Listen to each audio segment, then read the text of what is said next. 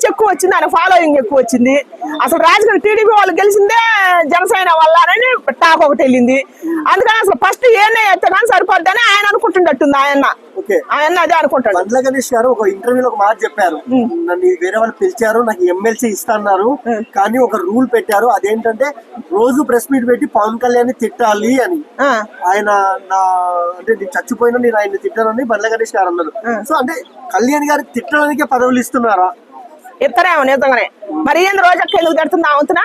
ఇప్పుడు రోజక్క తిడుతుంది, శ్యామలక్క వచ్చింది, ఏమో తిడుతూనే ఉంది. అసలు ఆ పార్టీలో ఉన్న పదవిలో ఉన్న ఎమ్మెల్యేలు మంత్రులు పదవి పోయినా కూడా అటు నోటికి వచ్చినట్టు మాట్లాడతారు అంటే మరి డబ్బు కోసమా? ఇప్పుడు అన్న పార్టీలో ఉన్నప్పుడు అన్న కీర్తి పెంచాలి. అన్న ఇప్పుడు ఓడిపోయినందుకు మళ్ళీ నెక్స్ట్ మన అన్న రావాలనుకున్నప్పుడు మంచి పనులు చేయాలి.